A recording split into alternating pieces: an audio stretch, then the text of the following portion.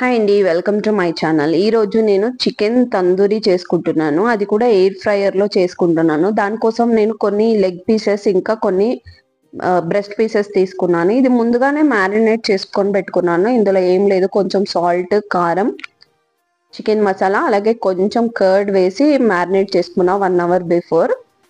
ఇప్పుడు నేను ఎయిర్ ఫ్రైయర్లో పెడుతున్నాను. దానికోసం ఫస్ట్ నేను కొంచెం ఆయిల్ వేసి గ్రీస్ చేసేసాను. మీకు ఇష్టం లేదంటే ఇది వేయకపోయినా పర్వాలేదు.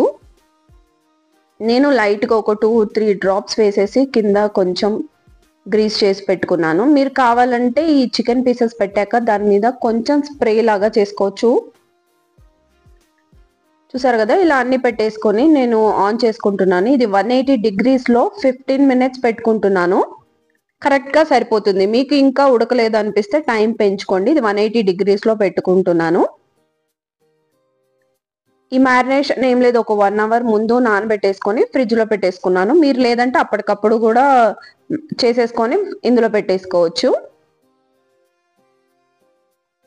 ఎయిర్ ఫ్రైయర్లో చాలా రెసిపీస్ చేసుకోవచ్చు, ఈజీగా అయిపోతాయి. నేను దీంట్లో ఫ్రై ఐటమ్స్ కానీ రోస్ట్ ఐటమ్స్ కానీ అన్నీ ఎయిర్ ఫ్రైయర్లో చేస్తూ ఉంటాను. అవన్నీ మీకు చూపిస్తాను నెక్స్ట్ వీడియోస్లో. ఇది చాలా తొందరగా అయిపోతుంది, టేస్ట్ కూడా సూపర్గా వస్తుంది. మనం డీప్ ఫ్రై చేస్తే ఎలా ఉంటుందో అలానే ఉంటుంది.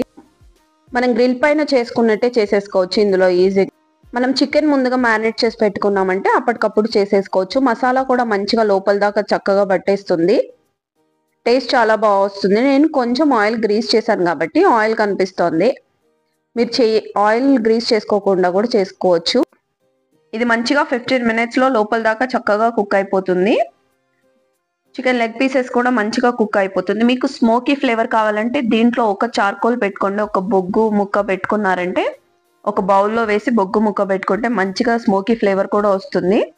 చికెన్ పీసెస్కి మసాలా మంచిగా లోపల దాకా పట్టి మంచిగా కుక్ అయిపోతుంది.